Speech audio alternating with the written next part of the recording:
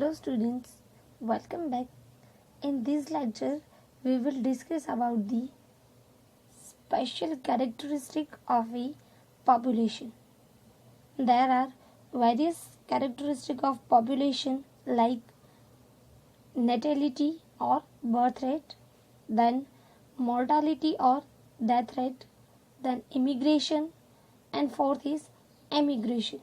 So in this lecture, we will discuss all these four characteristics in detail. So first, what is the birth rate or natality? The birth rate is average number of individuals produced by population in a given time, that is within a particular time. एक particular time period में population में जितने भी individuals हैं उनके reproduction के through कितने new organisms with in a time period produce हो रहे हैं, उसे हम उस पॉपुलेशन का बर्थ रेट यानी कि नेटेलिटी भी बोलते हैं. सो अगर उस पॉपुलेशन में कोई एक स्पीसीज के इंडिविजुअल नंबर जो है वो इंक्रीज होंगे तो ओवरऑल जो पॉपुलेशन की साइज है वो भी इंक्रीज होगी. सो mainly the size of population will increase because of the birth rate, क्योंकि बर्थ रेट की वजह से उस पॉपुलेशन में उस पर्टिकुलर स्पीसीज के जो नंबर्स है वो इंक्रीज हो रहे हैं और उसकी वजह से जो पॉपुलेशन की साइज है वो भी इंक्रीज होगी. So the birth rate is equal to the number of births per unit time divide by average population. So जब हम बर्थ रेट काउंट करते हैं तो उसमें मेन फैक्टर जो है वो है टाइम. अब ये टाइम जो है वो पर डे हो सकता है, पर आवर, पर वीक, पर ईयर भी हो सकता है. So the time unit is the major concern about birth rate. For example, हमारे पास एक पॉन्ड है और इसमें 20 लोटस के प्लांट पहले से ही प्रेजेंट है, लेकिन उसमें रिप्रोडक्शन के थ्रू 8 प्लांट और ऐड हो रहे हैं, यानी कि अभी हमारे पास जो करंट पॉपुलेशन साइज है लोटस की वो है 28. और सपोज ये जो 8 प्लांट का इंक्रीमेंट जो है वो विद इन 6 मंथ हुआ है, तो हम जब भी बर्थ रेट काउंट करेंगे तो वो बर्थ रेट काउंट होगा 6 month, that is time period is for 6 month.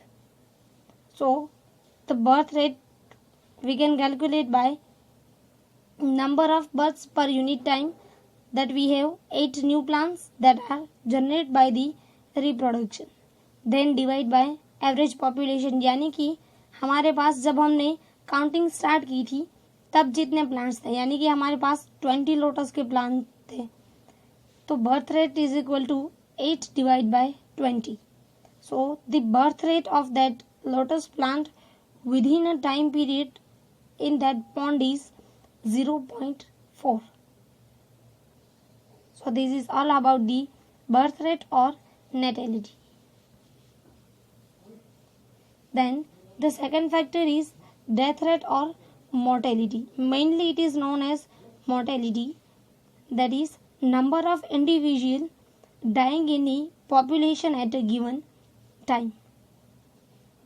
So simply the mortality is आपके पास within a time period उस पॉपुलेशन में कितने ऑर्गेनिज्म जो है उनकी डेथ हो रही है, उनके जो नंबर है या फिर उनका जो रेट उसे हम बोलेंगे मोर्टेलिटी रेट और डेथ रेट. और उनकी डेथ की वजह से उस पॉपुलेशन में जो नंबर ऑफ इंडिविजुअल्स है वो धीरे धीरे डिक्रीज होंगे, तो उसकी वजह से क्या होगा, जो पॉपुलेशन की साइज है वो भी धीरे धीरे डिक्रीज होना स्टार्ट हो जाएगी. So the size of population will decrease because of mortality, because in mortality we are losing an organism and the number of organisms that are dying is depend on the situations. So in short, the mortality rate is equal to the number of deaths per unit of time divided by average population. For example, अगर हम एक lab में experiment कर रहे हैं fruit fly पे, that is fly found on the fruit. If in the beginning of experiment हमारे पास total 40 fruit flies present है और किसी वजह से out of 40 the 4 fruit fly is dying. So right now we have 36 fruit fly. So how we can calculate the mortality rate? Then the number of deaths per unit time, that is कितने एक time period में कितने number जो है fruit fly के वो dead हुए हैं, तो वो है हमारे पास 4.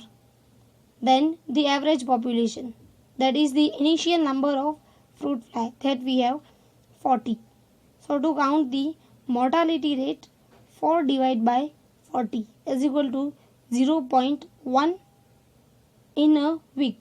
So 0.4 mortality per week. In this, the unit or the time period is very important, because as the time unit increasing, then the mortality or death rate will also increases. Then the other factor is sex ratio, that is the number of male and females in that population. And mostly जो भी species जो sexually reproduction कर रही है उसमें ये जो ratio है वो 1:1 होता है. और अगर हम इंडिया की बात करें तो इसमें ह्यूमन में मेल फीमेल रेशियो जो है वो पर 1000 male there is 992 females.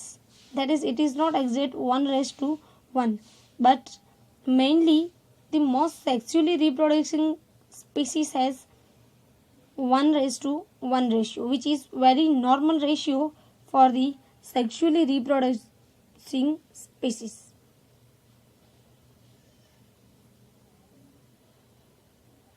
Then if we talk about the population, तो उस पॉपुलेशन में जो भी ऑर्गेनिजम्स हम इंक्लूड कर रहे हैं वो हर एक ऑर्गेनिज्म जो है वो सेम एज का हो ऐसा ज़रूरी नहीं है. हर एक पॉपुलेशन में डिफरेंट एज के ऑर्गेनिजम्स होते हैं.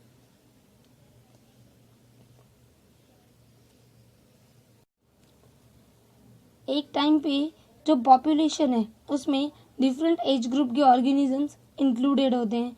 मेनली हम पॉपुलेशन में एज ग्रुप के अकॉर्डिंग 3 ग्रुप में पूरे पॉपुलेशन को डिवाइड करते हैं. First is pre reproductive. Pre reproductive organisms are that organism which are not capable to sexually reproducing, and in this we included mainly the people having age of 1 to 13.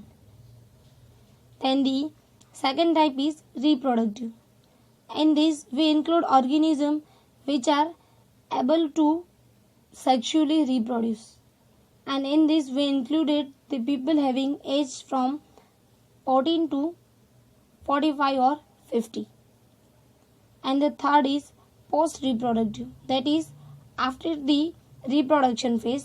It is the phase where people are not able to sexually reproduce, and in this we include the people above the 50 years.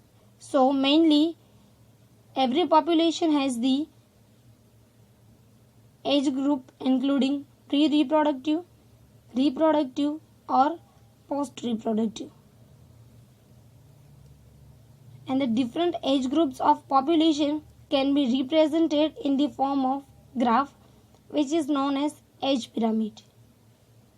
And the shape of pyramid shows that the growth or decline or equilibrium in the population. Because जब हम एक population की बात कर रहे हैं तो उसमें हम 3 टाइप के ऑर्गेनिजम्स को इंक्लूड कर रहे हैं. एक जो अभी रिप्रोडक्शन के लिए कैपेबल नहीं है, जो भी रिप्रोडक्शन के लिए जो ऑर्गन्स चाहिए वो अभी उनमें उतनी अच्छी तरह से डेवलप नहीं हुए हैं. उसके बाद हम इंक्लूड कर रहे हैं रिप्रोडक्टिव, यानी कि जो सेक्सुअल रिप्रोडक्शन कर सकते हैं. And the third we include post reproductive. इसमें हम इंक्लूड कर रहे हैं ऐसे ऑर्गेनिजम्स जो आप सेक्सुअल रिप्रोडक्शन नहीं कर सकते.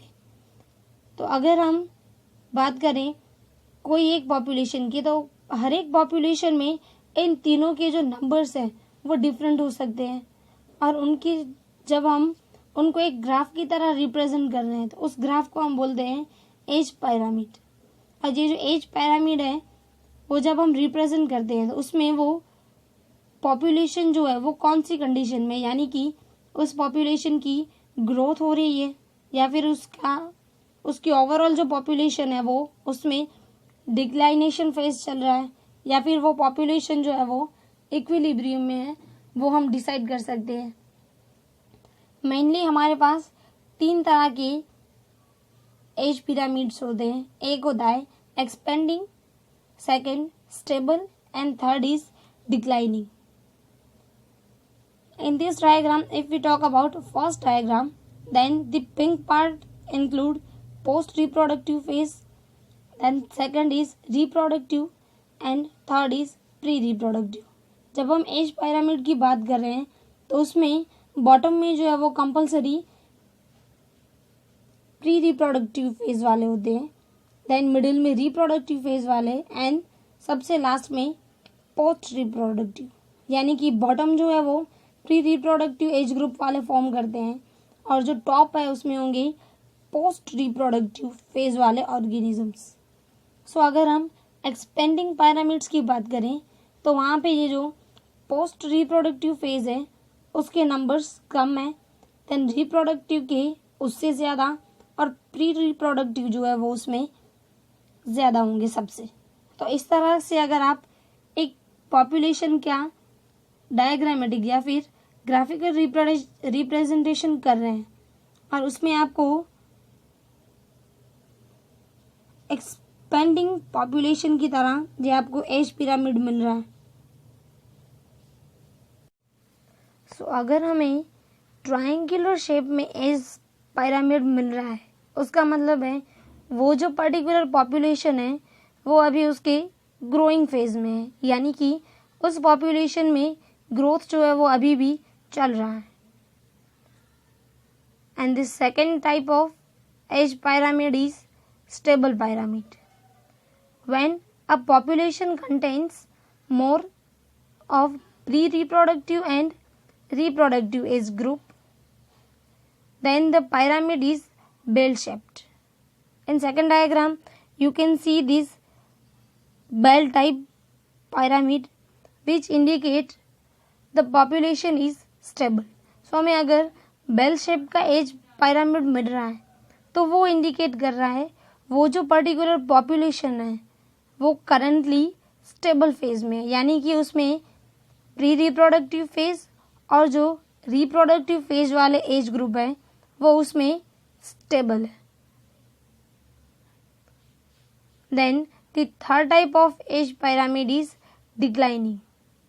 सो mainly the declining age pyramid has shape of urn shaped, that is in third diagram you can see this bulb shape which is known as on shaped.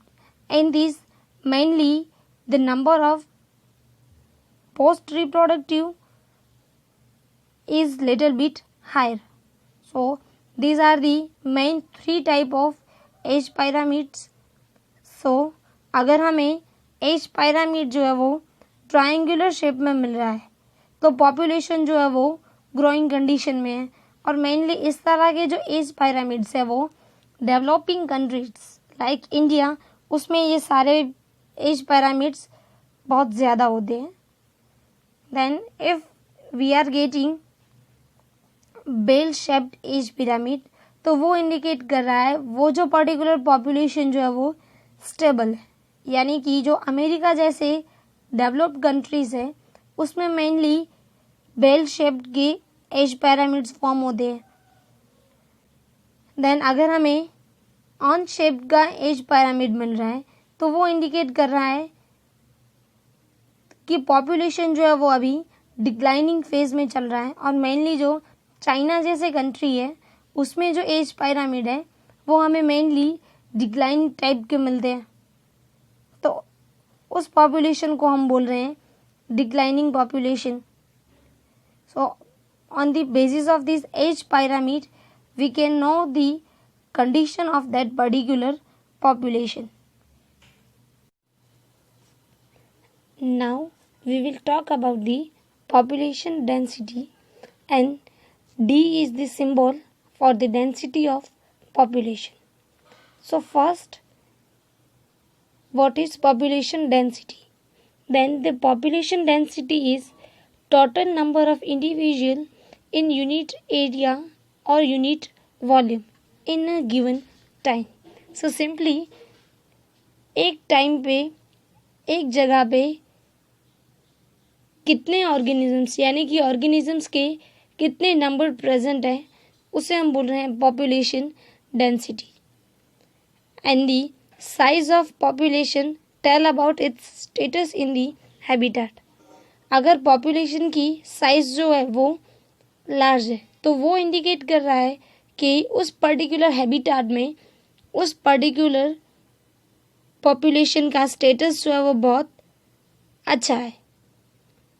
And mainly the population density depend on competition with other species. That is, अगर उस particular habitat में उस single species के competitors अगर बहुत ज़्यादा हैं तो उस पर्टिकुलर एरिया में वो जो पर्टिकुलर स्पीसीज है उसकी डेंसिटी कम होगी. और अगर उस हैबिटेट में उसके कॉम्पिटिटर्स कम हैं तो उसमें उसकी डेंसिटी ज़्यादा होगी. यानी कि उसकी जो कंपटीशन है अदर स्पीसीज के साथ वो मेनली इफेक्ट करता है उसकी डेंसिटी पे. Then second factor is impact of predators. Predators are that organism which use them as their food for their nutrition. So अगर उस हैबिटेट में उनके प्रीडेटर्स बहुत कम हैं तो वो जो पॉपुलेशन है उसकी ग्रोथ अच्छी तरह से होगी और उसकी साइज जो है वो भी इंक्रीज होगी. और अगर वहाँ पे प्रीडेटर्स बहुत ज़्यादा हैं तो वो प्रीडेटर्स उन्हें कंज्यूम कर जाएंगे. उसकी वजह से उसकी डेंसिटी जो है वो डिक्रीज होती जाएगी. Then third factor is effect of pesticide application.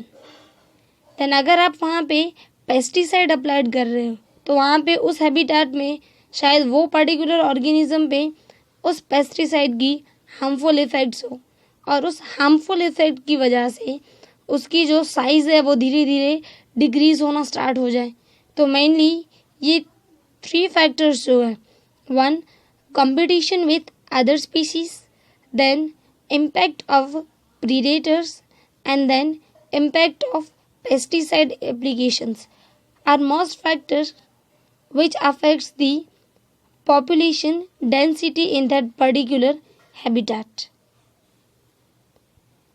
Mainly, the population size can be evaluated by the number of individuals which are present in that population. That is, उस population में individual कितने numbers present है उसके according हम population size evaluate करते हैं. और ये जो नंबर ऑफ़ इंडिविजुअल है वो लेस देन 10 भी हो सकते हैं. For example Siberian cranes at Bharatpur wetlands, और उसके नंबर जो है वो मिलियंस में भी हो सकते हैं. For example a Chlamydomonas in pond. Chlamydomonas जो है वो सिंगल सेल एल्गी है जो कॉमनली पॉन्ड्स में प्रेजेंट होती है. तो यहाँ पे ये जो पॉपुलेशन साइज है वो बहुत वेरी हो सकता है according to habitat. To calculate the population density, we can calculate it by n by a upon t, and which d indicates density, n is number of individuals, t is time, and a is area. So by using this formula, we can calculate the density of particular at a given time or in a given habitat. Every time हर बार जो है वो number of individual जो है वो एक single measure नहीं होता पॉपुलेशन डेंसिटी के लिए, क्योंकि कई बार ऐसा होता है कि हम उनके नंबर जो है वो या तो काउंट नहीं कर सकते या तो उनका वॉल्यूम जो है. फॉर एग्जांपल हम एक हैबिटेट की बात कर रहे हैं, वहाँ पे हम मेनली दो स्पीसीज़ को इंडिकेट कर रहे हैं. एक है पैर्थेनियम। अब पैर्थेनियम जो है वो एक स्मॉल प्लांट है। अब यहाँ पे डायग्राम में देख सकते हैं, ये जो ग्रीन कलर के जो स्मॉल प्लांट्स है वो है पैर्थेनियम और बनियन ट्री। अब आप दोनों की साइज देखें तो उनमें बहुत ही ज़्यादा डिफरेंस है। पैर्थेनियम की साइज जो है वो बहुत स्मॉल है और कंपेयर टू बनियन ट्री की साइज जो है वो बहुत ही ज़्यादा है। तो अगर हम एक हैबिटेट की बात कर रहे हैं, वहाँ पे अगर पैर्थेनियम के नंबर्स जो है वो मोर देन 200 है और बनियन ट्री जो है वो उसके नंबर सिर्फ सिंगल नंबर में वो प्रेजेंट है। तो उस केस में अगर हम वॉल्यूम की बात करें तो ज़्यादा वॉल्यूम जो है वो होगा बनियन ट्री का, और पैर्थेनियम जो है उसके सिर्फ नंबर्स ज़्यादा है लेकिन उसका वॉल्यूम जो है वो कम है। तो in such cases the percentage cover or the biomass is measure of population size. So the biomass of that particular population will be the measure of population size. Then in many cases we cannot count that numbers. For example, if we are talking about bacteria, then the single bacteria we cannot see by our naked eyes. सो अगर वो bacteria जो है वो reproduce होके more than 1000 और 10,000 number में जब वो एक बंच यानी कि ग्रुप बनाता है तब हम उसे देख सकते हैं, यानी कि उस बंच को देख सकते हैं। हम सिंगल बैक्टीरिया को नेकेड आई से कभी नहीं देख सकते। तो यहाँ पे आप जो सेकंड पिक देख रहे हैं उसमें जो आप येलो और वाइट स्पॉट देख रहे हैं, वो येलो और वाइट स्पॉट जो है वो बैक्टीरिया का एक बंच है जिसे हम नॉर्मली कॉलोनी ऑफ बैक्टीरिया बोलते हैं। तो एक कॉलोनी में जो है वो मोर देन 10,000 बैक्टीरियाज होते हैं और हमारे पास एक पेट्री डिश में मोर देन 1000 कॉलोनीज होती है। तो इस तरह से हम ऐसे जो single cell organism like bacteria हैं उसे हम काउंट नहीं कर सकते। So sometime for certain ecological investigation relative density is used. For example, अगर हम एक पॉन्ड में फिश की पॉपुलेशन साइज कैलकुलेट कर रहे हैं तो वहाँ पे हम फर्स्ट कैच में कितने फिशेस जो है वो उस नेट में ट्रैप हो रहे हैं उसके अकॉर्डिंग हम लेक में जो फिश है उसे काउंट कर रहे हैं, यानी कि हम रिलेटिव डेंसिटी यूज़ करके उसकी पॉपुलेशन साइज जो है वो कैलकुलेट कर रहे हैं। और कई बार पॉपुलेशन साइज जो है वो इनडायरेक्टली भी हम मेज़र करते हैं, जैसे कि अगर हम इंडियन नेशनल पार्क की बात करें तो उसमें टाइगर की जो पॉपुलेशन साइज है वो हम इनडायरेक्टली मेज़र करते हैं। For example by using their पग मार्क्स और fecal pellets. The pug marks of tiger is different from the other animals, and within tiger the pug mark of male and female is also different, as the male pug marks are bigger than the female and the space between the toes than the female counterpart. So on the basis of that pug mark we can calculate the numbers of tiger, and on the basis of that we can calculate or evaluate the population size of tiger in that particular national park. So that's all for today's lecture, and it's your homework for today.